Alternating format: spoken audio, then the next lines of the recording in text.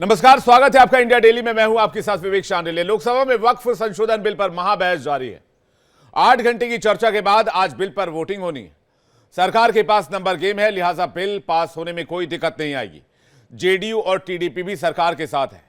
अल्पसंख्यक मामलों के मंत्री किरेन रिजिजू ने लोकसभा में वक्फ संशोधन बिल पेश किया। बिल के जरिए वक्फ बोर्ड की संपत्तियों को कानूनी दायरे में लाए जाने का प्रस्ताव है, जिसे लेकर विपक्ष हमलावर है। कांग्रेस, समाजवादी पार्टी और टीएमसी बिल को असंवैधानिक बता रही है। दूसरी तरफ केंद्रीय मंत्री रिजिजू ने कहा कि अगर संशोधन नहीं किया तो वक्फ पार्लियामेंट पर भी दावा ठोक देगा। उन्होंने कहा कि यूपीए सरकार ने 5 मार्च 2014 को 123 प्राइम प्रॉपर्टी को दिल्ली वक्फ बोर्ड को ट्रांसफर कर दी।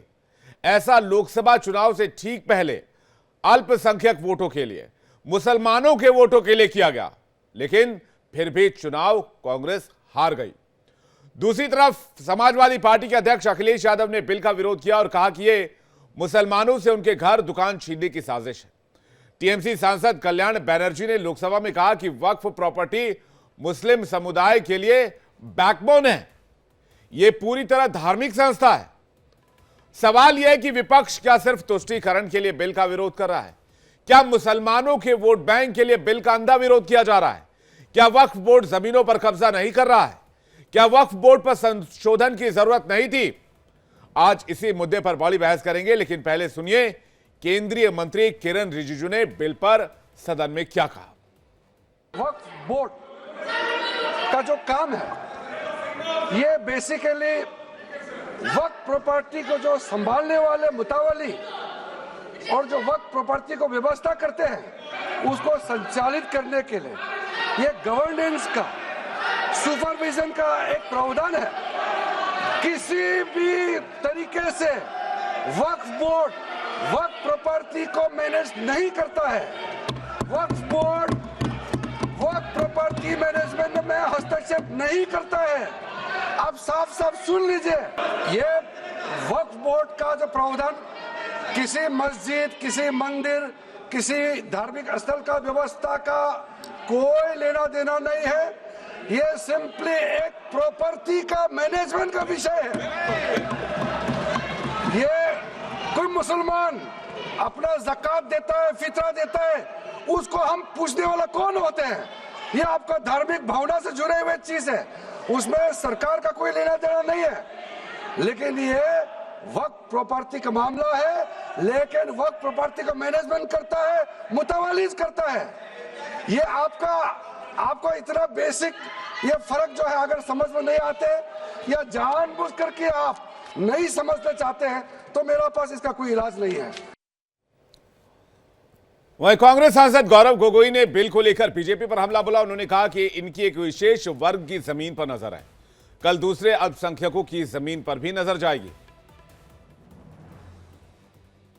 आर्थिक और राजनीतिक न्याय, विचार अभिव्यक्ति, विश्वास, धर्म और उपासना की स्वतंत्रता, और साथ साथ में यह कहता है कि व्यक्ति की गरिमा और राष्ट्र की अखंडता सुनिश्चित करने वाली बंधुता। ये बिल आज इस संविधान के इस जो मूल जो ढांचा है उस पर आक्रमण है, और इनकी जो पूरा जो भाषण था वो हमारे संविधान के इस मौलिक अधिकार पर, हमारे संघीय ढांचे पर एक आक्रमण था। आज इस सरकार का इस बिल के द्वारा 4 इनके मूल उद्देश्य। पहला मूल उद्देश्य है कि संविधान को कमजोर करना, टू डाइल्यूट द कॉन्स्टिट्यूशन।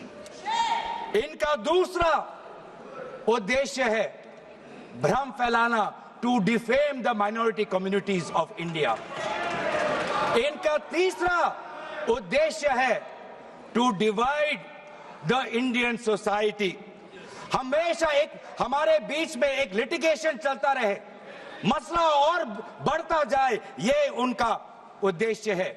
और चौथा इनका उद्देश्य डाइल्यूट, डिफेम, डिवाइड, और चौथा इनका उद्देश्य है to disenfranchise the minority communities.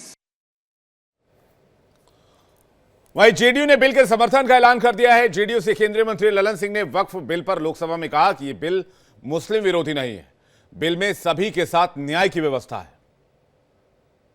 संशोधन विधेयक 2025 पर चर्चा हो रही है और चर्चा के प्रारंभ से ही ऐसा माहौल बनाने का प्रयास किया जा रहा है कि जैसे यह कोई वक्फ संशोधन विधेयक जो है ये मुस्लिम विरोधी है। और यह आज से नहीं है, जब यह वक्फ संशोधन विधेयक इस सदन में पेश हुआ था जेपीसी में जाने के पहले, तब से यह नैरेटिव बनाने का प्रयास किया जा रहा है पूरे देश में और पूरे देश का माहौल खराब करने किया जा रहा है यह बता के कि यह मुसलमान विरोधी है। कहीं से यह मुसलमान विरोधी नहीं है, कहीं से मुसलमान विरोधी नहीं है। क्या है वक्फ? वक्फ कोई मुस्लिम संस्था है क्या? वक्फ एक तरह का ट्रस्ट है, जो ट्रस्ट मुसलमानों के हक में काम करने के लिए बनाया जाता है। मुस्लिम कोई धार्मिक संस्था नहीं है वक्फ। ऐसा नैरेटिव बनाया जा रहा है जैसे ये कोई मुसलमान, हाँ उस ट्रस्ट को ये हक है, उस ट्रस्ट को ये अधिकार होना चाहिए कि वो मुसलमान समुदाय के हर वर्ग के साथ, चाहे वो महिला हो, पुरुष हो, गरीब हो, अमीर हो, पिछड़े हो, अति पिछड़े हो, सभी वर्ग के लोगों के साथ न्याय करे, जो नहीं हो रहा है। क्या है वक्फ? वक्फ तो एक धार्मिक संस्था नहीं है, विनियामक है और प्रशासनिक निकाय है जो मुसलमानों के हक के लिए काम करती है। और सीधे लिए चल रहे हैं आपको लोकसभा पार्लियामेंट, जहां पर अनुराग ठाकुर इस वक्त सदन में बोल रहे हैं। में नहीं हुआ, सीएए कानून किसने बनाया? तो वो भी नरेंद्र मोदी की सरकार ने बनाकर वो काम किया है। मैं एक बात और इसमें कहना चाहता हूं, अगर इसमें एक के बाद दूसरा देखा जाए, कांग्रेस ने कहीं ना कहीं और कांग्रेस के सहयोगी दलों ने वोट बैंक के लिए संविधान का सौदा कर लिया है और ये सौदा ही किया है। तभी तो हमने एक के बाद दूसरे उदाहरण देकर कहा कि आपने कैसे उसको अपना वोट बैंक किया, एटीएम बना के रखा, लेकिन ये जो बिल है ये अन्याय की जड़ पर प्रहार है और इस प्रहार के बाद सबको न्याय न्याय और न्याय ही मिलने वाला है। हमने कहा है कि प्रत्येक वक्फ संपत्ति रजिस्टर हो, पंजीकृत हो, उसके आंकड़े होने चाहिए और हर झगड़ा कानून के अंतर्गत हल हो, किसी डर और भय के अंतर्गत ना हो। आपको इस बात का क्यों डर है? अगर किसी को न्याय मिलता है, ट्रिब्यूनल के बाद अगर कोई हाई कोर्ट, सुप्रीम कोर्ट जाना चाहता है तो आप क्यों रोकते हो? देश में हर कानून के अंतर्गत, चाहे इनकम टैक्स का हो या कोई भी हो, आप एक के बाद दूसरे कोर्ट जा सकते हो, लेकिन वक्फ में ये कानूनी रोक क्यों लगा कर रखी थी? ये बिल जो कहा गया किसी धर्म के खिलाफ, ये बिल किसी धर्म के खिलाफ नहीं है। यह बिल भ्रष्टाचार, धोखा और धार्मिक सामंतवाद के खिलाफ है और हम इसके खिलाफ रहेंगे। ये बात स्पष्ट है कि ये आस्था का विषय नहीं है। As long as Prime Minister Modi is the PM, the shops of appeasement will remain shut. This bill is not about Hindu versus Muslim. This is law versus lawlessness, constitution versus corruption, Bharat versus internal partition. और ये partition एक बार हो गया, अब आपके कारनामों के कारण बार बार नहीं होने देंगे। सर, मैं एक अंतर्राष्ट्रीय स्तर पे क्या परिस्थितियां वो थोड़ा बताना चाहता हूं। टर्की में 1923 के बाद 1924 में मिनिस्ट्री ऑफ वक्फ इसको एबॉलिश कर दिया गया और वहां पे जनरल डायरेक्टरेट ऑफ फाउंडेशन बना, जो रेस्टोरेशन, मेंटेनेंस और यूटिलाइजेशन वक्फ प्रॉपर्टीज का करता है और ये इसके बाद इसको लोगों की भलाई के काम के लिए पैसा लगाता है। कुवैत में भी ministry of Waqf and Islamic affairs है, ये एसेट, मस्जिद, स्कूल, अस्पताल, इनका सबका देखरेख करता है और मॉडर्नाइजेशन के माध्यम से, टेक्नोलॉजी के माध्यम से इसका फायदा उठाते डिजिटलाइजेशन किया है। लेबनान में ministry of endowments and Islamic affairs है, जो इसकी मैनेजमेंट और यूटिलाइजेशन को सारे को देखती है और चैरिटेबल और कम्युनिटी के काम को देखती है। सीरिया में भी मिनिस्ट्री ऑफ वक्फ है, जहां पर एप्रोप्रिएट यूज हो, रेवेन्यू हो, चैरिटेबल पर्पस हो, उसके लिए काम किया जाता है। इराक में भी सुन्नी एंडोमेंट और शिया एंडोमेंट ऑफिस है और ये भी सीधा सेंट्रलाइज फ्रेमवर्क के माध्यम से काम करता है। सऊदी अरेबिया में जनरल अथॉरिटी ऑफ वक्फ है जो इंडिपेंडेंट पब्लिक बॉडी है। सिंगापुर में MUIS जो स्टैट्यूटरी बॉडी है वो मिनिस्ट्री ऑफ कम्युनिटी डेवलपमेंट के अंतर्गत है। ये वक्फ मैनेजमेंट के डिजिटल सिस्टम के माध्यम से काम करता है। इंडोनेशिया में भी इंडोनेशियन वक्फ बोर्ड है जो इंश्योर करता है अच्छे काम करने के लिए, उनके भलाई के लिए। तुनिसिया में भी, इजिप्ट में भी, रशिया में भी, फ्रांस में इसी तर्ज पे काम किया गया है। लेकिन यहाँ पर ऐसा नहीं किया गया, यहाँ पे इसके खिलाफ ही काम करते रहे। चंद लोगों के हाथ में, राहुल गांधी जी कहते हैं कि चंद लोगों के हाथ में देश की संपत्ति है। राहुल गांधी जी सदन में नहीं, लेकिन मैं उनको बताना चाहता हूं मात्र 200 लोगों के हाथ में अपने वक्फ बोर्ड दे रखे हैं और देश की लाखों करोड़ रुपए की संपत्ति उनको दे रखी है। क्या उनसे छुटकारा दिलाना चाहिए कि नहीं दिलाना चाहिए? क्या आम मुस्लिम को उसका लाभ मिलना चाहिए कि नहीं मिलना चाहिए? क्या मुस्लिम महिलाओं को, बच्चों को लाभ मिलना चाहिए कि नहीं मिलना चाहिए? क्या विधवाओं को लाभ मिलना चाहिए कि नहीं मिलना चाहिए? आप महिला विरोधी क्यों हैं? मुस्लिम विरोधी क्यों हैं? आप बदलाव विरोधी क्यों हैं? ये सवालों का जवाब आपको देना ही पड़ेगा। सर, एक कहावत है जो यहां पर बाहर कहा जाता है कि पता है यहां से बहुत दूर, पता है यहां से बहुत दूर और गलत और सही के पार एक मैदान है। पता है यहां से बहुत दूर, गलत और सही के उस पार एक मैदान है। मैं वहां मिलूंगा तुझे और अगर वक्फ का बस चला तो वक्फ की संपत्ति बन जाएगा। यानी कि जिस पे भी नजर रखोगे वक्फ की संपत्ति बन जाएगा और उसमें से आपको इंसाफ मिल नहीं पाएगा, क्योंकि ऐसी हालत कर दी है। सर, अगर आप देखेंगे वक्फ की सच्चाई क्या है, भारत में ऐसा कौन सा कानून है जिसने आपका घर, आपका मंदिर, यहाँ के आपके पूरे गांव छीन लिए? भारत में कौन सा ऐसा कानून है जिसने आपका घर, आपके मंदिर, आपके पूरे गांव छीन लिए? ये ऐसा कौन सा कानून है जिसके खिलाफ आप कोर्ट भी नहीं जा सकते? ये कौन सा ऐसा कानून है जो संविधान से भी ऊपर है? इसका नाम वक्फ है, जो कांग्रेस के समय बना है। सर, इसने गुरुद्वारे हो, मंदिर हो, घर हो, गांव हो, सब पे कब्जा करने का काम किया है। एक तुगलकी भी फरमान है सेक्शन 40, इसमें दान देने वाला किसी भी धर्म का हो सकता है, लेकिन देखभाल करने वाला मुसलमान ही होना चाहिए। ये मंदिर में तो ऐसा नहीं है। सरकारें मंदिर का, ये कर्नाटक की सरकार है कांग्रेस की, 450 करोड़ रुपया साल का आप इकट्ठा करते हैं, कहां खर्च करते हैं? कौन जवाब देता है उसका? एक एक रुपए का हिसाब आपको देना चाहिए था। क्या किसी मस्जिद का पैसा आपने लिया? क्या किसी वक्फ बोर्ड का पैसा आपने लिया? लेकिन कर्नाटक में जो घोटाले हुए सर, उसमें इनके राष्ट्रीय अध्यक्ष मल्लिकार्जुन खड़गे जी का नाम भी आता है, जहां पर क्या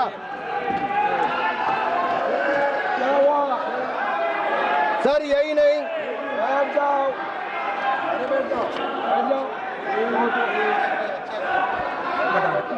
सर, मैं इसको माननीय नहीं सर, मैं सबूत के रूप में सर मैं लाया हूं सब कुछ। मैं बोल दिया सर, ऐसा गिवन द डिसीजन निर्णय दे दिया बस। प्लीज सर, नाम नहीं लेता सर, मैं नाम वापस ले लेता हूं सर। बड़ी मुश्किल से परिवार के बाहर सर, इसमें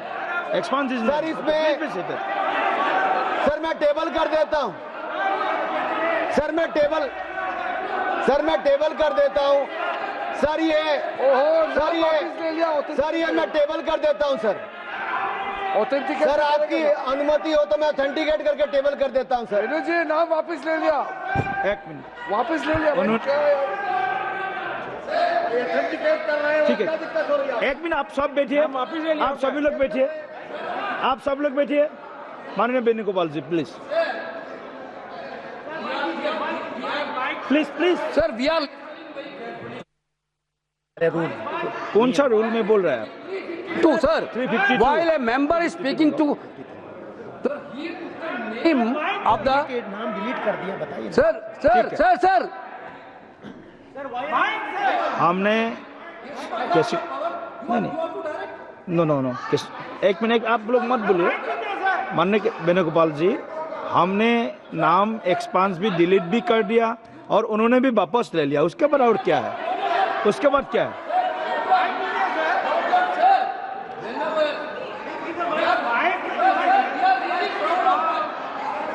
माइक दीजिए, माइक है। नाम बुलाइए ना। एक मिनट वेणुगोपाल जी बोलिए, आप वेणुगोपाल जी बोलिए, please be sit there, all members please sit there. Sir, while he's speaking, he's totally misled the House. Not only misleading the House, he took the name of Honorable Leader of Opposition of Rajya Sabha here in a very bad way. We are really proud, sir, we are really proud of that. We are having a Congress president who came from the grassroots level of this country. Okay. With so much people. He didn't like Mallikarjuna Kharge ji because he is leading by Okay. his casteism. Okay, thank you that he- please continue, sir please माननीय माननीय सभापति जी, आखिरकार कांग्रेस बोल ने दिया, अपनी senior जातिवादी leader. सोच को सामने ले ही आए। ये कभी जाति के नाम पे, कभी क्षेत्र के नाम पे, कभी धर्म के नाम पर बांटने का काम करते हैं। मैंने किसी जात का नाम नहीं लिया था, लेकिन आप जाति को लेकर आए हो। और यही नहीं सर, ये रिपोर्ट देखिए, ये विधानसभा, कर्नाटक की विधानसभा में कांग्रेस के एक नहीं अनेक नेताओं के नाम आए जिसने वक्फ की प्रॉपर्टी को खाने का काम किया है, हजारों करोड़ के घोटाले करने का काम किया है। इसीलिए आप लोग पारदर्शिता नहीं चाहते, इसीलिए आप लोग ट्रांसपेरेंसी नहीं चाहते, इसीलिए आप लोग जवाबदेही नहीं चाहते। सर, मैं इसको ऑथेंटिकेट करके रिपोर्ट को रखना चाहता हूं। सर, यही नहीं, ये तुगलकी फरमान जो थे, मैं कर देता हूं सर, अगर किसी की संपत्ति जिसके ऊपर उन्होंने कब्जा कर लिया हो, सर, इसको साबित करने से उनको वक्फ साबित नहीं करना सर। ये जिसकी प्रॉपर्टी है बेचारा, उसको धक्के खाने पड़ते एक से जगह दूसरी जगह के लिए। सर, ये आम व्यक्ति के लिए एक अभिशाप है। अगर सरकारी जमीन छीनी जा सकती है, गांव के गांव छीने जा सकते हैं, तो आप कल्पना कीजिए आम इंसान की प्रॉपर्टी को कैसे किया जाएगा। सर, नो ऑब्जेक्शन सर्टिफिकेट लेके जाना पड़ता है। सर, वक्फ का साम्राज्य इतना बड़ा हो गया कि 9 लाख एकड़ जमीन जो लाखों करोड़ की है। सच्चर कमेटी कब बनी? आपकी सरकार के समय बनी, 2006 में उसकी। तो लगातार सवाल उठाए जा रहे हैं। आज लोकसभा में विपक्ष ने वक्फ संशोधन बिल के खिलाफ मोर्चा खोला हुआ है। अनुराग ठाकुर का भी आप सुन रहे थे, उन्होंने विपक्ष पर हमला किया, उन्होंने वक्फ बोर्ड के एवज में तुष्टीकरण का आरोप लगाया। लेकिन आरजेडी और समाजवादी पार्टी सबसे ज्यादा हमलावर है, कांग्रेस के साथ साथ। लेकिन 2010 में खुद लालू प्रसाद यादव ने वक्फ बोर्ड का विरोध किया था और इसमें बदलाव की मांग की थी। अब ये पुराना वाला बयान फिर से वायरल हो रहा है। सुनिए 2010 में लालू प्रसाद यादव ने क्या कहा था। देखिए, कानून बनाना चाहिए बहुत कड़ा।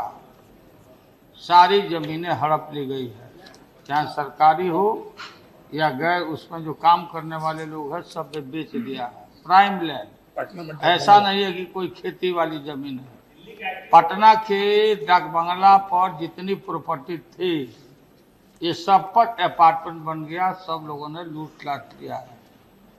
आगे से खैर आप तो लाइए, इसको पास हम लोग कर देते हैं संशोधन आपका, लेकिन आगे से कड़ाई के साथ जो भी बल्लियां बना रहे हैं। इसलिए सवाल पूछे जाने बहुत जरूरी है और आज पूछना चाहते हैं कि क्या विपक्ष का वक्फ बिल का विरोध जायज है और इसका आधार क्या है। क्या वक्फ बोर्ड का कंट्रोल चंद लोगों के हाथ में रहना चाहिए? क्या पिछड़े मुसलमानों को इसका फायदा नहीं होना चाहिए? क्या मुसलमानों के निचले तबके को इसका फायदा नहीं होना चाहिए? सवाल यह भी कि क्या वक्फ बिल मुसलमानों के खिलाफ है, और अगर है वक्फ बिल मुसलमानों के खिलाफ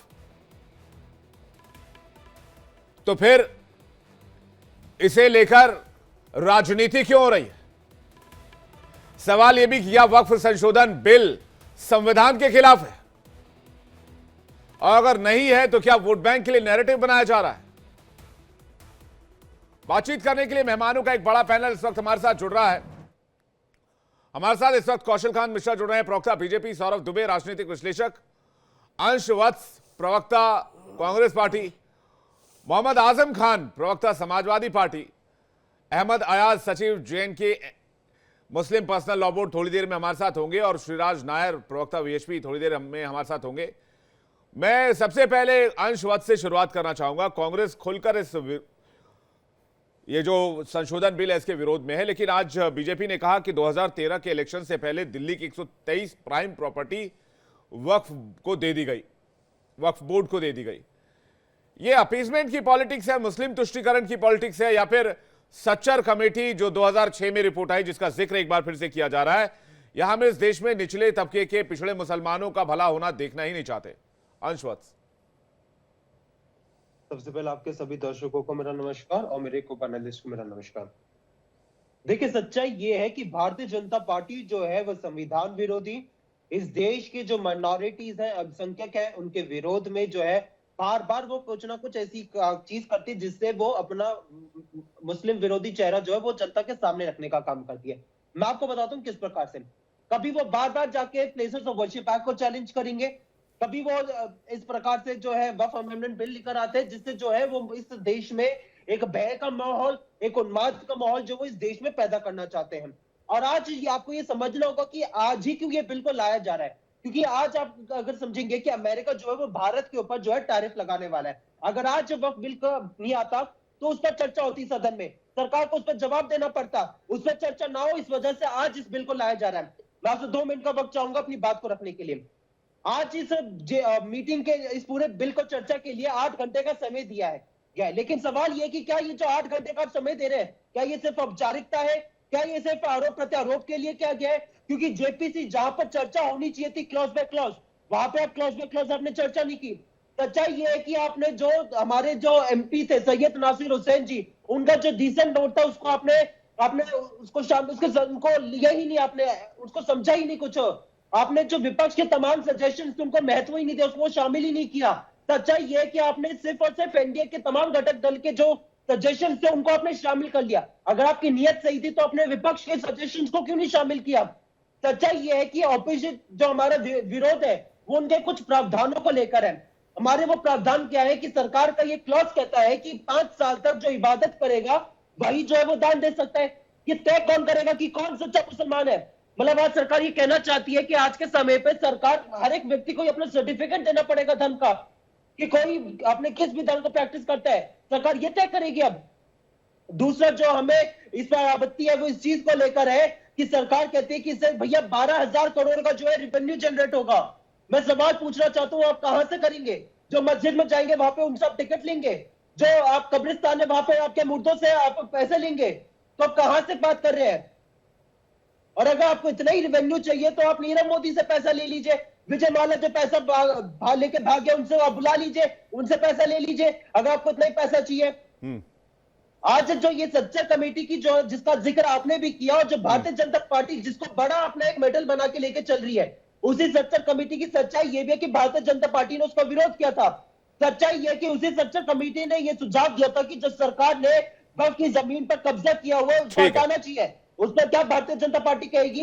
भारतीय जनता पार्टी उस पर क्या कहेगी? जो सच्चा कमेटी ने यह भी कहा था कि एक डेवलपिंग बोर्ड होना चाहिए वक्फ का, वो बनाए, उस पर क्या भारतीय जनता पार्टी का स्टैंड है?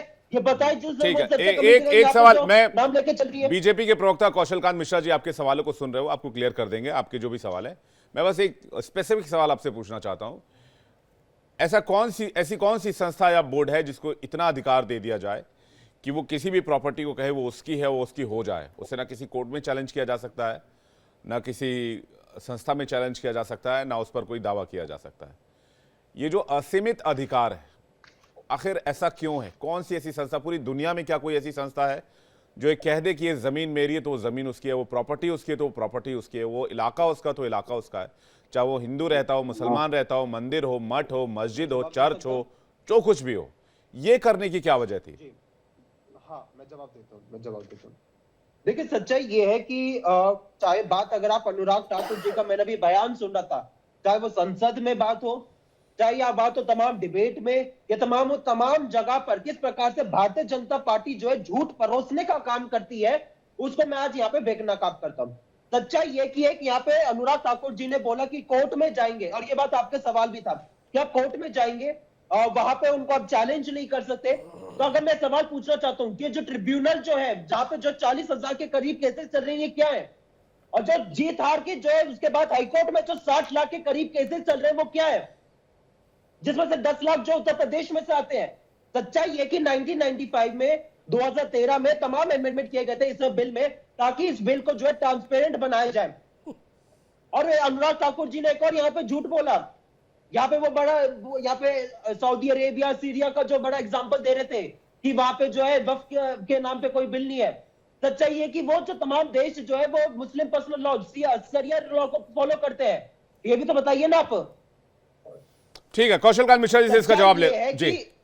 मैं एक सेकंड, मेरे को बस 2 सेकंड का समय चाहिए। हाँ। सच्चाई ये है कि 2013 में जब हमने अमेंडमेंट किया था उस समय पे भारतीय जनता पार्टी ने जो भी सुझाव दिए थे वो सभी सुझावों को हमने शामिल किया था, लेकिन आज जब विपक्ष ने अपने सुझाव दिए तो भारतीय जनता पार्टी ने उनको शामिल नहीं किया है। सच्चाई ये कि जब 2013 में यूपीए की सरकार जो वक्फ का बिल लेकर आई थी उसका बीजेपी नेता ठीक है, मैं कौशल कांत मिश्रा जी से जवाब ले रहा हूं जी। कौशल कांत मिश्रा जी, विपक्ष को साथ लेकर बिल को लेकर आगे नहीं बढ़ा गया।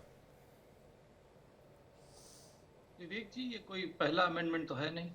वक्फ एक्ट में अभी तक कई बार अमेंडमेंट हो चुके हैं। सभी बार एक संवैधानिक जो प्रोसीजर है, पार्लियामेंट्री प्रोसीजर है, उस तरह से संविधान संशोधन हुए हैं। तो इस बार ऐसी क्या प्रॉब्लम आ रही है? इस बार ये प्रॉब्लम आ रही है कि कांग्रेस की मनमानी नहीं चल पा रही। इस बिल को चिश्ती फाउंडेशन का समर्थन है, सज्जाद नशीन फाउंडेशन का समर्थन है, बहुत सारी मुस्लिम लाइन से लगी हुई है। जो जिस पीडीए की ये बात करते हैं उस पीडीए जो मुस्लिम पीडीए है उसका पूरा समर्थन है। ये अभी तक जो वक्फ बोर्ड बने हैं उसमें केवल और केवल किसका प्रेजेंटेशन रहा है? सिया वक्फ बोर्ड रहा है, सुन्नी वक्फ बोर्ड रहा है। पर ये मैं पूछना चाहूंगा कि आगा खानी वक्फ बोर्ड क्यों नहीं? फिर उसमें अफजाल और पूरा पिछड़ी जातियों का, पासमानदाओं का वक्फ बोर्ड में कोई रिप्रेजेंटेशन नहीं है। इसके अलावा सबसे बड़ी चीज है इस अमेंडमेंट को लाने की कि 3-4 चीजें कई सारी रिपोर्ट में आइडेंटिफाई की गई हैं, जिसमें इनकी 2007 की सच्चर कमेटी की रिपोर्ट है। उसके पहले वक्फ इंक्वायरी कमीशन की रिपोर्ट जो 1970 में बनाई गई थी, जो सबमिट हुई और जिसके बेसिस पे 1984 में और उसके बाद 1995 में भी थोड़े थोड़े संशोधन हुए हैं। उन सभी को एक साथ लेकर के जो करंट डेटा है उसके अकॉर्डिंग जो मेन प्रॉब्लम 4 आइडेंटिफाई की गई। एक, ट्रांसपेरेंसी लैक कर रही है कि इनके पास अनसीमित ताकत दे दी गई कांग्रेस गवर्नमेंट के द्वारा कि वो कागज का वेरिफिकेशन किए बगैर ही केवल ये खुद ही डिसाइड करेंगे कि प्रॉपर्टी किसकी है, तो ट्रांसपेरेंसी लाने के लिए किया गया है। दूसरा, सेक्शन 9 एंड सेक्शन 14 जो वक्फ एक्ट 1995 का है उसमें वुमेन का रिप्रेजेंटेशन नहीं है, वुमेन का रिप्रेजेंटेशन लाने के लिए किया गया है। तीसरा, प्रॉपर्टी का 2013 का अगर आप अमेंडमेंट पढ़ेंगे 2013 का अमेंडमेंट ये कहता है कि जो महिला है उनको उसमें शामिल किया जाएगा, महिलाएं जो उनको नॉमिनेट किया जा सकता है। अगर आप बोल चुके हो तो मैं बोलूं, मैं आपके बीच में नहीं बोला था। किया जा सकना और सीटों को रिजर्व करना 2 अलग चीजें हैं। आप जब मन करेगा कांग्रेस सरकार को या वक्फ का जो मालिक है वो जब उन्हें समझ में आएगा कि उनके मन का कोई महिला है तो उसको दे देंगे, नहीं तो नहीं देंगे। कंपल्शन नहीं है, अब कंपल्शन होगा। Verification of property, verification of property. क्या ये बीच में क्या हो रहा है? बीच में कहां डिस्टर्ब आ रहा है भाई? नहीं, आपकी बात आ रही है, आप बोलिए, पूरा कीजिए। कौशल कांत मिश्रा, वेरिफिकेशन जो दिया गया है उसमें डीएम को बाईपास किया गया है। पूरे भारत में जो वक्फ का, जो जमीन का कानून है, जो प्रॉपर्टी का कानून है या लैंड डिस्प्यूट का कानून है, उसमें वेरिफिकेशन के लिए हमेशा डीएम को दिया जाता। तो इसमें ऐसी क्या नई बात है एक्सेप्ट कि वो एक रिलीजियस बॉडी की तरह कंसीडर किया जा सकता है। पहली चीज तो ये समझ लीजिए, वक्फ का कानून कोई शरिया का कानून नहीं है, ना ही कोई मुस्लिम कानून है। वो हमारे संविधान का कानून है और वो संविधान से चलेगा, जिसमें किसी भी एक जात या किसी भी एक धर्म का कोई विशेष रिप्रेजेंटेशन होना गैर संवैधानिक होगा। तीसरी चीज, जिस तरीके से हम लोगों ने कई बार देखा कि बहुत सारे जगह और जो बार बार मुतवल्ली की बात हो रही है, मुतवल्ली को अगर इंग्लिश में ट्रांसलेट करें तो वो एक मैनेजर होता है। एक मैनेजर को डीएम से ज्यादा पावर दी गई है, ये इसका सबसे बड़ा खामियाजा है। इसके अलावा गौरव गोगोई जी बोल रहे थे, अगर आप लोगों ने सुना हो तो ध्यान दीजिए। उन्होंने खुद कहा कि संविधान संशोधन होना चाहिए, लेकिन उनके मन का होना चाहिए तब ठीक है। तो आप ये बात से कांग्रेस सरकार, ये प्रवक्ता महोदय क्या सुने तो गौरव गोगोई ने खुद कहा है कि उन्हें संविधान संशोधन से कोई दिक्कत नहीं है, लेकिन वो उनके मन का नहीं हो रहा इसलिए उन्हें दिक्कत है। पिछड़े मुसलमानों का प्रेजेंटेशन हो रहा है इसलिए दिक्कत है। वो ये कह रहे थे कि मुसलमानों को आप बांटने की कोशिश कर रहे हो। आप सोचिए, मुसलमानों के बांटने पे इतना दर्द हो रहा है और हिंदुओं को बांटते बांटते बांटते बांटते इतना बांट दिया कि अब जातिगत जनगणना की बात करने लगे तब उनको दर्द नहीं हो रहा। वहां पर अगर मुसलमान बट रहा है तो देश बट रहा है, लेकिन अगर हिंदू बट रहे हैं जातियों में तो देश नहीं। बेसिक का सवाल है कि भाई संविधान पर खतरा कैसे है और वक्फ बोर्ड धार्मिक मामला कैसे हो गया। मैं जल्दी से एक नायर साहब का रिएक्शन चाहूंगा, उसके बाद सपा के प्रवक्ता हमारे साथ जुड़े हुए हैं आजम खान साहब, उनके पास जा रहा हूं। अहमद अयाज हमें ज्वाइन कर रहे हैं, उनके पास भी जाऊंगा। स्वागत है सर आपका। नायर साहब, आपका रिएक्शन क्या है? देखिए, इस देश का बंटवारा जो हुआ था धर्म के आधार पर हुआ था। भारत के मुसलमान भारत के हिंदुओं के साथ नहीं रहना चाहते थे, इसे देश के भारत के 5 राज्य कट करके पाकिस्तान बने। बात अलग है, उसके बाद ईस्ट बंगाल कट के बांग्लादेश हुआ। आज आपने पार्लियामेंट में पूरा का पूरा विषय सुना और आपने एक लालू जी का पुराना बयान भी चलाया। ये देश जो है संविधान से चलेगा तो अपने सहूलियत अनुसार ये संविधान को मानेंगे, ये नहीं चलेगा। ये एक ट्रस्ट है, यहाँ पर हमने सीधे सीधे देखा एक ट्रस्ट के मैनेजमेंट को कैसे मैनेज किया जाए, ये उसकी बात चल रही है। यहाँ धर्म मजहब की कोई बात ही नहीं है। तो उसके अंदर अगर कुछ संशोधन किए जा रहे हैं, रिफॉर्म्स किए जा रहे हैं, इससे पहले जिस प्रकार से लूट मची, कुछ रसूखदार मुसलमानों ने यहाँ पर जो भी इनके ट्रस्टी बन करके जिस प्रकार से प्राइम प्रॉपर्टीज बेच दी और पूरा हजम कर गए। गरीब मुसलमान जो सही मायने में बेनिफिशियरीज होने चाहिए थे, लाभार्थी होने चाहिए, उनके हक मार दिए। उससे बचाने के लिए और सही मायने में ये गरीबों के पास जाए, यतीमों के पास जाए, उसके लिए यहाँ पे कुछ रिफॉर्म्स लाए जा रहे हैं, कुछ संशोधन किए जा रहे हैं। और महिलाएं, अगर महिला क्यों 2 महिलाएं ना हो, 2 महिलाओं को क्यों नहीं रखा जाए? भारत में, यहाँ मुंबई में बैठा हूं, सिद्धि विनायक इतना बड़ा मंदिर था, अब्दुल रहमान अंतुले वहां पे ट्रस्टी थे। भारत के अंदर असम में, बिहार में, राजस्थान में, महाराष्ट्र में मुस्लिम मुख्यमंत्री थे। आज के कश्मीर में एक हिंदू मुख्यमंत्री बन सकते हैं क्या? तो एक तरफा नहीं चलेगा। कानून, आईपीसी, सीआरपीसी, कॉन्स्टिट्यूशन, इन सबको मानना है तो पूरी तरह से मानना पड़ेगा। अपनी सहूलियत अनुसार नहीं मान सकते। आज ये जो देश में जो कानून आ रहा है, जो संशोधन ला रहे हैं वक्फ बिल पर, उसका विश्व हिंदू परिषद पूरी तरह समर्थन करता है। हम चाहते हैं मुस्लिम समाज में जो अशिक्षा है, बेरोजगारी है, गुर्बत है, वो खत्म होनी चाहिए। ठीक है, आजम खान जी के पास जा रहा हूं। मुसलमानों के अंदर रिफॉर्म्स आए। आजम खान जी, बड़ी राजनीतिक सहूलियत कहें या फिर राजनीतिक एजेंडा कहें, एक ट्रस्ट के मैनेजमेंट सिस्टम को एक पर्टिकुलर धर्म से और इबादत से जोड़ दिया गया और कह दिया गया कि पूरी मुस्लिम समुदाय पर, पूरे देश के 25 करोड़ मुसलमानों पर खतरा आ गया और संविधान भी खतरे में इसके साथ साथ पड़ गया, इस्लाम भी खतरे में पड़ गया, मुसलमान भी खतरे में आ गए। एक संशोधन से, जो कि संविधान का पार्ट है, जो कि वो लोग कर रहे हैं जो जनप्रतिनिधि हैं, जो चुन कर आए हैं, यानी देश के लोग कर रहे हैं। देश के लोगों ने सांसदों को चुना है जो मेजॉरिटी में है। ये इतना बड़ा नैरेटिव कैसे कर दिया गया इसको?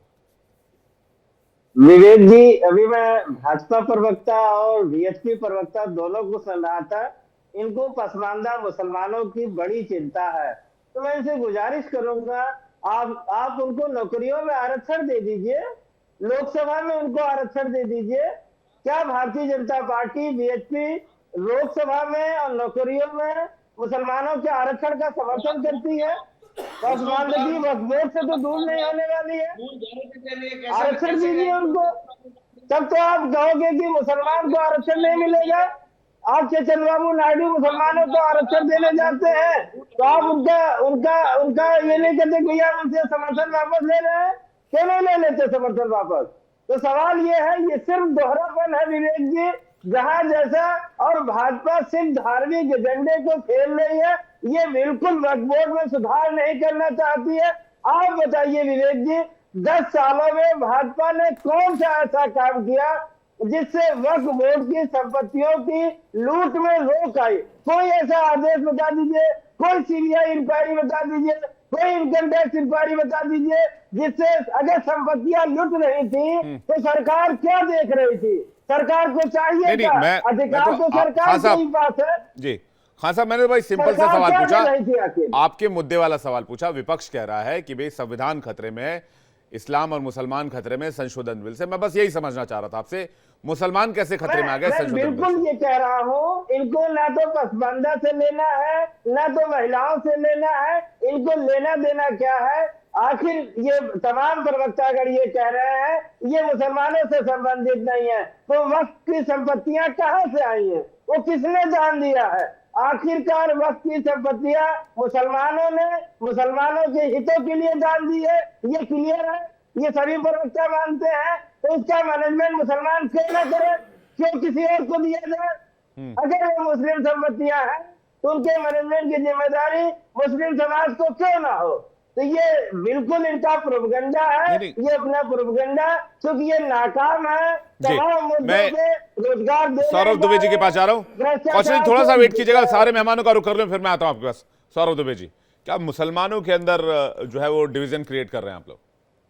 देखिए, एक सामान्य सी बात है और आपने कई बार इस बात को रिपीट भी किया, लेकिन समाजवादी पार्टी के प्रवक्ता ना उसको समझना चाह रहे हैं और जानबूझ के इग्नोर कर रहे हैं। सीधी सी बात है कि जमीन का रजिस्ट्रेशन, उसकी जो वहाँ पर अवैध अतिक्रमण है और जो उसके जो प्रॉपर उसकी रख रखाव होना चाहिए, उसके लिए संशोधन किया जा रहा है। इसका धर्म से तो कोई लेना देना नहीं है।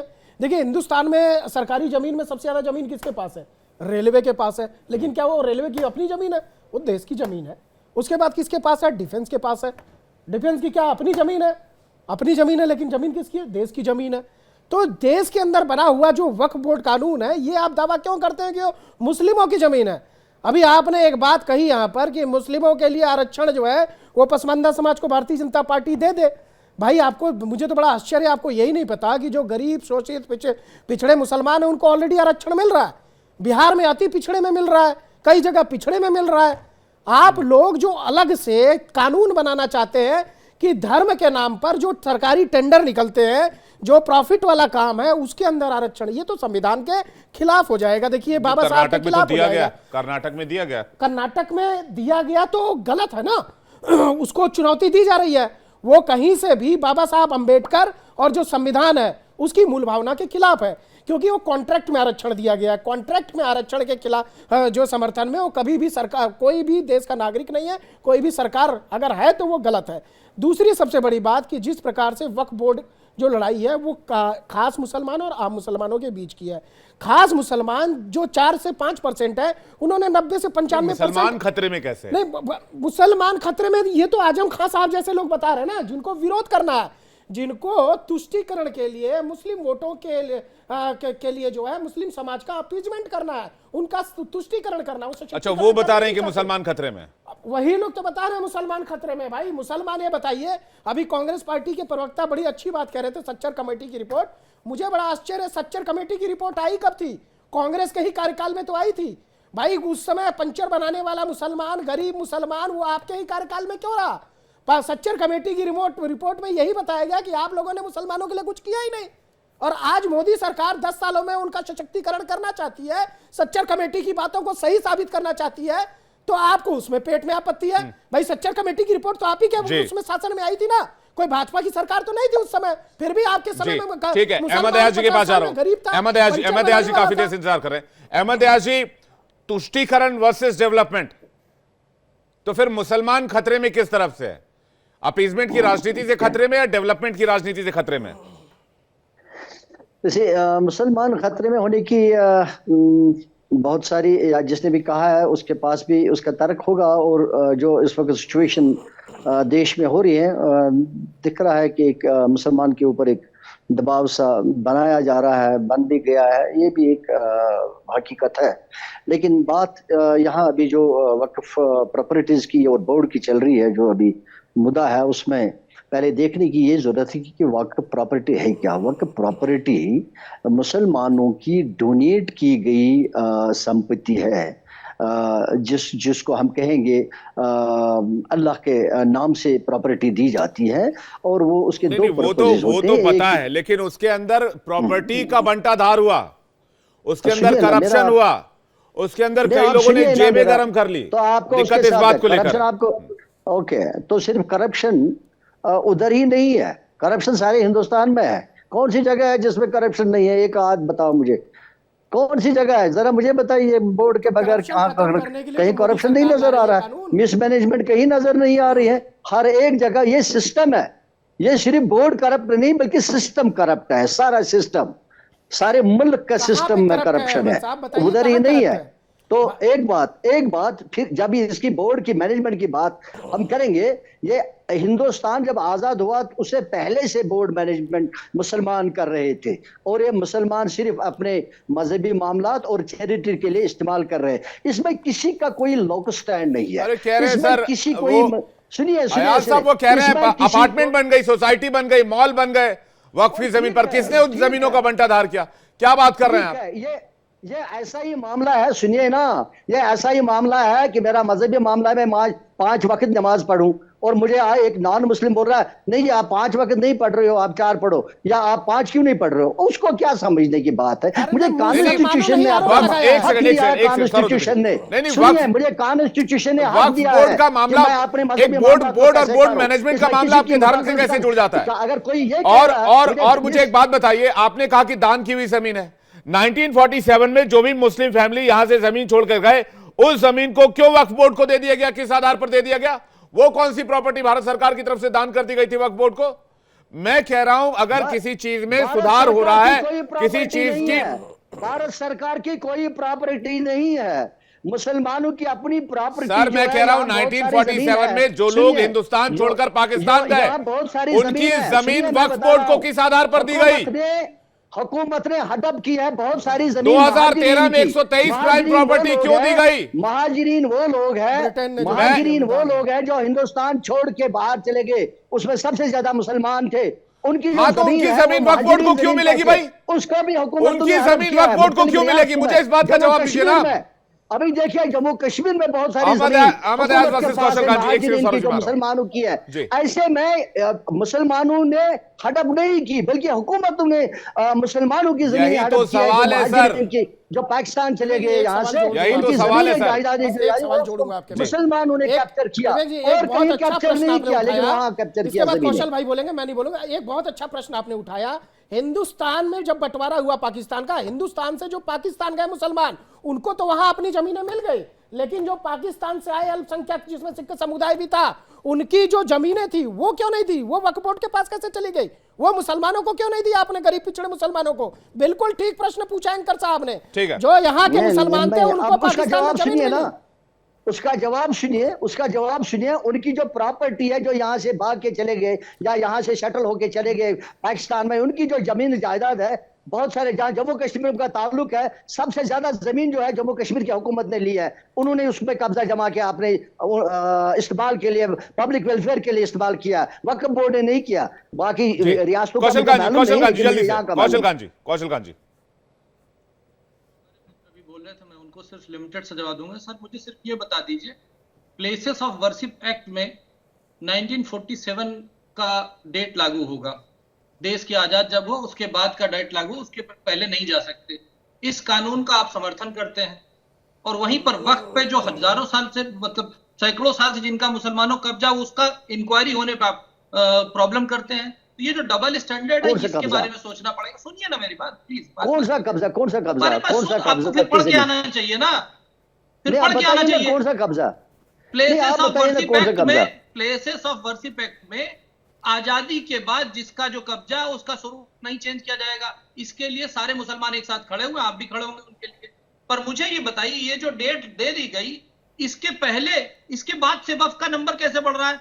2008 के बाद से सुन प्लीज, मैं बीच में नहीं बोला था, आप सारी बात सुनिए, जवाब दीजिए। अगर आप सही होंगे तो जनता डिसाइड करेगी, हमें आपको झगड़ा थोड़ी नहीं करना है। 2008 से लेकर के 2024 के बीच में वक्फ की प्रॉपर्टी डबल हो गई। दिल्ली में 123 प्राइम प्रॉपर्टीज को कांग्रेस ने वोट लेने के लिए अपना क्लेम छोड़ दिया। आप जो है 1500 साल पुराने मंदिर के ऊपर 14 साल पहले, 100 साल पहले आने वाला धर्म कब्जा बता रहा है। वहां पर हजारों साल से जो गांव है उसके ऊपर आप कब्जा बता रहे हैं। और सबसे बड़ा ऑब्जेक्शन मेरा यह है कि रेलवे की जमीन भारत की जमीन है, ठीक है, आर्मी की जमीन भारत की जमीन है, और वक्फ की जमीन किसकी जमीन है? पाकिस्तान की जमीन है या आपके बाप दादा की जमीन है? साहब वो भी भारत की जमीन है, वो आपको सिर्फ कंट्रोल करने के लिए दी गई है। भारत के एक एक इंच I don't की know. भूमि भारत देखिए, सरकार की है। ठीक है, मुझे मालूम सुन लीजिए, नहीं। पूरी बात सुनिए। और अभी मैं आपके पहले जो मित्र बोले समाजवादी पार्टी के साहब, भारतीय जनता पार्टी है जिसने मुस्लिम आरक्षण लाया। और जहां तक रही, आप थोड़ा पढ़ लीजिए, ओबीसी के अंदर मुस्लिम्स को आरक्षण मिलता है। इसके अलावा ईडब्ल्यूएस कोटा में मुस्लिम्स को आरक्षण मिलता है। इसके अलावा लाभार्थी योजनाएं जो है उसमें सरकारी आंकड़ा कहता है उसके बेनिफिशियरी 35% मुसलमान है। क्या बात करते हैं। और आप मुझे बताइए, आपने बहुत कुछ बताया, आप मुझे बताइए, आप इस देश में रह रहे हो, आपकी कहीं कोई प्रॉपर्टी है? आपकी कोई कहीं कुछ प्रॉपर्टी है इस देश में? हमारे गांव में हमारा खेत था। सुन लीजिए, मैं समझ के आप कहा जा रहे हैं। मुझे बताइए, हमारे गांव में हमारा खेत था, उसके अंदर से सड़क निकली, उसके अंदर से नहर निकली, सरकार ने अधिग्रहण कर लिया। नहीं, जहां आप नहीं, इसमें क्या नहीं, जहां आप रह रहे हो, नहीं, मुझे बताइए जहां आप, अरे आप सुनिए तो सही, आपने आधा घंटा बड़ा भाषण दे दिया। ठीक है, सुन लेते हैं अहमद अयाज जी क्या कह रहे हैं। अहमद अयाज जी का पॉइंट सुन लेते हैं जल्दी से। कौशल खान जी क्या करके अहमद अयाज जी कुछ कहना चाह रहे हैं। अहमद अयाज जल्दी से, अयाज साहब मुझे बताइए, एक तो मुझे जवाब देने दो। एक तो ये कि आप मुझे बताइए, आप जहां रह रहे हो, कहीं रह रहे हो भी नहीं रह रहे हो, और अगर रह रहे हो तो वो आपकी जगह है या कहीं हवा में रह रहे हो। और जो बड़े बड़े जो लोग यहाँ है, इंडस्ट्रियलिस्ट है हिंदुस्तान में, उनके पास जो प्रॉपर्टीज है वो किसकी प्रॉपर्टी है? अंबानी को लीजिए, वो किसकी प्रॉपर्टी है? वो उसकी अपनी है या इस देश की है? किसकी प्रॉपर्टी है वो? आपकी कुछ प्रॉपर्टी है कि नहीं? अगर आपकी कुछ प्रॉपर्टी हो सकती है तो मुसलमानों की प्रॉपर्टी नहीं हो सकती थी। और ये आज का मामला नहीं है। आप सुनिए जना, आप सुनिए, आप पढ़ के आ जाइएगा जरा, आप पढ़ के आ जाइएगा जरा। और ये जो प्रॉपर्टीज है ये आज की नहीं है, ये पता नहीं कितने हजार सालों से पहले ये प्रॉपर्टीज आती रही है। कितने हजार नहीं होगा सर, 1400 साल पुराना तो इस्लाम धर्म है। इस तरह की बात मत कीजिए प्लीज, मैं रिक्वेस्ट करता हूँ। कितने हजार नहीं हो सकता, 1400 साल पुराना इस्लाम धर्म है, उससे पुराना थोड़ी होगा अगर वक्त होगा भी तो। और मैं पहली वक्त की भी जमीन के बारे में भी आपको बता देता हूँ, ऐसा मत सोचिएगा एंकर पढ़ता लिखता नहीं। सुनिए मेरी बात, पहली वक्त जमीन आप मुझे बता दीजिए अहमद अयाज साहब, अगर आपको इतनी नॉलेज है तो। आप पहली वक्त जमीन, पहली वक्त किसने की थी? लगता है देखो, मैंने पहली आपको ये आपत्ति जाहिर की, आपको बात करने का किसी को मौका नहीं दे रहे हो। आप जो ही आपको ज़हन में आ रहा वही आप घुसा रहे हो। मैं कह रहा हूँ ये जो वक्फ का मसला है ये अंग्रेजों से पहले का मसला है। हजारों साल थोड़ी होगा ना, फिर आपने कहा हजारों साल से चला रहा है। आज आप कौन से, मैं सवाल का जवाब दूंगा। पहली वक्त की प्रॉपर्टी, पहली जमीन किसने वक्त की थी? मैं एक सेकंड, अंश कुछ कहना चाह रहे हैं, आजम खान भी कहना चाह रहे हैं, श्रीराज नायर से एक रिएक्शन ले रहा हूं। प्लीज डोंट फाइट, ऐसे लड़िए मत। देखिए आपसी लड़ाई का मामला नहीं है, एक डिबेट का विषय है, गंभीर विषय है, इस पर चर्चा करेंगे। नायर साहब कुछ कहना चाह रहे हैं, कौशल खान जी एक एक करके, अहमद अयाज जी एक एक करके, नायर जी, मैं अंश आ रहा हूँ, नायर जी और अंश जी स्क्रीन पे प्लीज। नायर जी, पूरी तरह से तुष्टीकरण की राजनीति है। हम सब जानते हैं इस्लाम 1400 साल पुराना धर्म है, मजहब है, जो भी है। इस्लाम भारत में कब आया, और भारत में आने के बाद ये आया इन्वेडर्स या आक्रांताओं द्वारा। सन 47 के बाद मुसलमानों की आर्थिक हालत क्या है, माली हालत क्या है, सोशल हालत क्या है, सच्चर कमीशन का हवाला बार बार कहते हैं। ओवैसी साहब चुनाव के समय कहते हैं सबसे ज्यादा स्कूल ड्रॉप आउट है, सबसे ज्यादा बेरोजगारी है, गुर्बत है। और ये बार बार 1400 साल पुराना मजहब और 2000 साल पुराना मंदिर या गांव के गांव क्लेम कर रहे हैं। तो केवल और केवल इसके पीछे मंशा कांग्रेस की तुष्टीकरण की राजनीति है।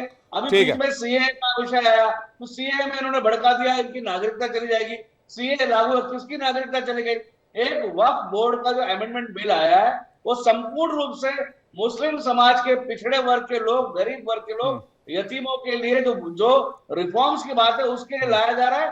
ये जानबूझकर पूरी तरह से तुष्टीकरण की राजनीति कांग्रेस और समाजवादी पार्टी कर रही है और केवल मुसलमानों को वोट बैंक की तरह यूज कर रहे हैं। मतलब कांग्रेस को इसमें वोट पोलराइज होता दिख रहा है कि विरोध करेंगे तो वोट मिलेंगे। अंशवत, ठीक है, अंशवत, विरोध करेंगे तो वोट मिलेंगे। इसके बाद आजम खान जी के पास जा रहा हूँ। देखिए आपके चैनल पे किस प्रकार से तमाम बातों को रखा गया है, झूठ परोसा गया है, मैं उस चीज को यहाँ पे जवाब देना चाहता हूँ। नहीं, कोई झूठ अपने हिसाब से लोगों ने फैक्ट्स रखे हैं, हमारे चैनल पे झूठ नहीं परोसा जाता सर। इस तरह से आप प्लीज लाइन कोट मत किया कीजिए, जो भी बात हुई फैक्चुअली बात हुई है। पंचर बनाने लायक बचा है। जवाब देता हूँ जी। देखिए सबसे पहली बात तो ये कि तमाम यहाँ पे जो जमीन को लेकर बात की गई है अगर आपको याद होगा कि लेकिन ये विवाद किस चीज को लेकर हो रहा है, जमीन का विवाद किस चीज पर है? जब 2019 में मुख्तार अब्बास नकवी जी जो थे, उन्होंने कहा है कि 100% वक्फ की जो जमीन है उसका डिजिटलाइजेशन हो चुका है, तो ये विवाद किस चीज को लेकर हो रहा है? पहली चीज ये। दूसरी चीज, जो मेरे से पहले जो भारतीय जनता पार्टी के प्रवक्ता ने तमाम चीजों को बात किया था, गौरव गोगोई जी के स्टेटमेंट को भी उन्होंने कोट किया था। मेरे को मौका मिले तो मैं एक बार जवाब दे देता हूँ उनका।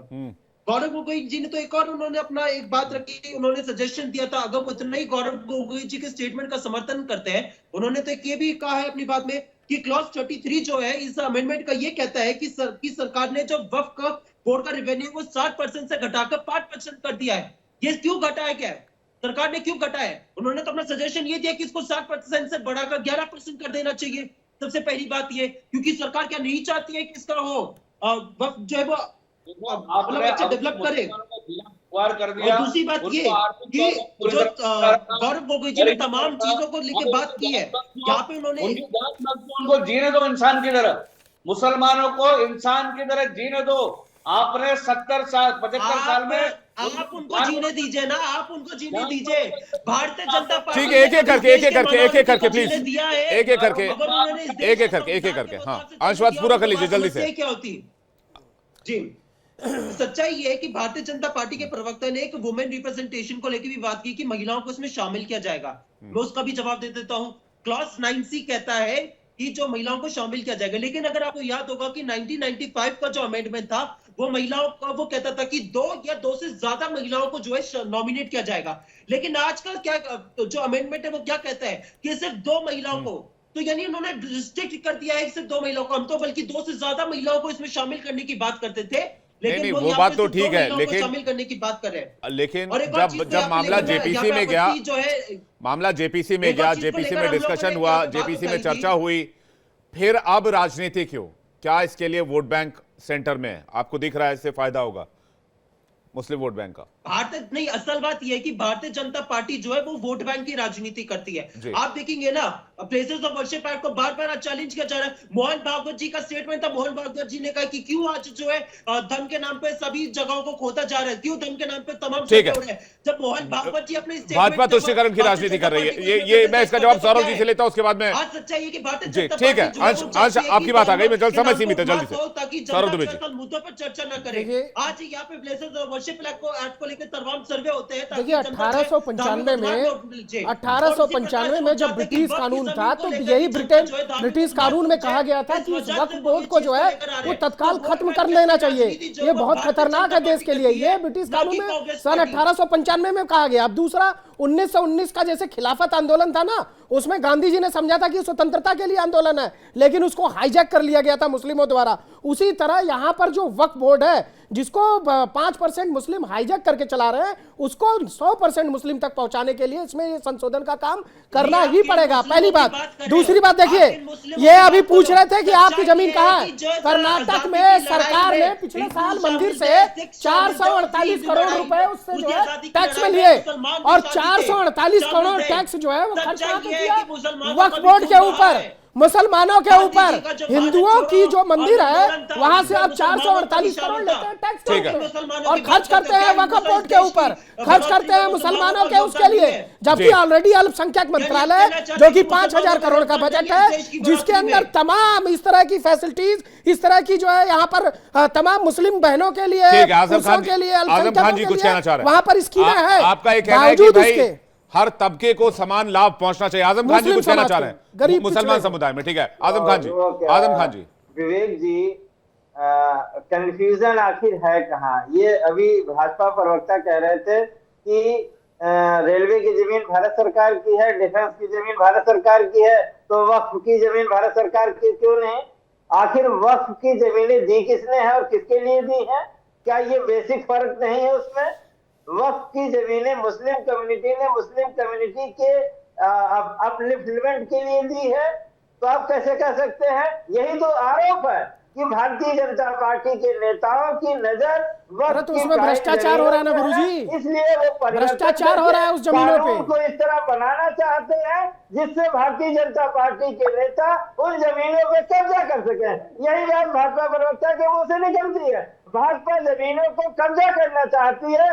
सुधार करना होता अगर भाजपा को, तो पिछले 10 सालों में कौन सा सुधार भाजपा ने किया, ये बता देते कि हाँ 10 सालों में हमने ये सुधार वक्त की जमीनों के लूट को रोकने के लिए किया था।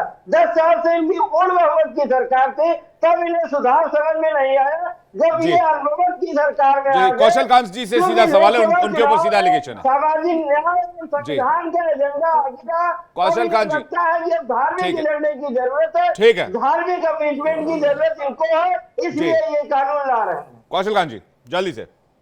मुझे लगता है कि अखिलेश जी का भाषण इन्होंने लोकसभा में नहीं सुना। सर, हमने आपको जवाब नहीं दिया, मैंने आपके अखिलेश जी को जवाब दिया, क्योंकि अखिलेश जी ने कहा था पार्लियामेंट में आज दोपहर में कि रेलवे की जमीन भारत सरकार की है, सेना की जमीन भारत सरकार की है, और वक्फ की जमीन को चुप्पी साध गए थे। इसलिए उन्हें जवाब दे रहा हूं, आपको नहीं जवाब दे रहा हूं। वो जमीन भी भारत सरकार की है और भारत सरकार के पास पूरा अधिकार है कि उस जमीन के ऊपर कोई भी कानून बना सके। सुन लीजिए, भारत की है, की जमीन भारत की है, देखिए अभी पार्लियामेंट में भी बहस जारी है, अभी बहुत सारी बहस होगी, लेकिन ये बिल लोकसभा से भी पास होता दिख रहा है, राज्यसभा से भी पास होता दिख रहा है। विपक्ष के सामने चुनौती ये है कि वो साबित करें कि मुसलमानों के लिए ये बिल क्यों ठीक नहीं है, और बीजेपी और केंद्र सरकार के सामने चुनौती है कि वो ये साबित करें कि मुसलमानों के लिए बिल सही क्यों है। आप शेर सुनाना चाह रहे हैं, जल्दी से 2 लाइन। ना किसी हम सफर ना किसी हम जमी से निकलेगा, हमारे पैरों का कांटा हम ही से निकलेगा, और वो जो है वो संसद भवन में निकलेगा, पार्लियामेंट उसका उचित इलाज करेगी। अमृतकाल चल रहा है और मोदी जी जो है वो सौगात भेंट करने जा रहे हैं, उसको सौगात को लीजिए। कौशल कांत जी 10 सेकंड जल्दी से। कौशल कांत जी बस 10 सेकंड में कविता की बात हो रही है तो सुना देता हूँ। बचपन में हमने कविता सुनी थी, उठो लाल था, मैं उसको बदल देता हूँ। उठो भारत अब आंखें खोलो, पानी लाया हूं मुंह धो लो, बीती रात कमल दल फूले, उनके ऊपर भौरे झूले, पहने लगी हवा अति सुंदर, नभ में न्यारी लाली छाई, धरती ने प्यारी छवि पाई, भोर हुआ सूरज उगाया, जल में पड़ी सुनहरी साया, ऐसा सुंदर समय न खो मेरे प्यारे अब मत सो। तो भारत अब सोएगा नहीं, भारत जाग गया है, और भारतीय जनता पार्टी। चलिए ठीक है, देखते हैं पार्लियामेंट में बहस इस वक्त जारी है, और पार्लियामेंट के बहस पर हमारी नजर बनी हुई इस बड़ी खबर पर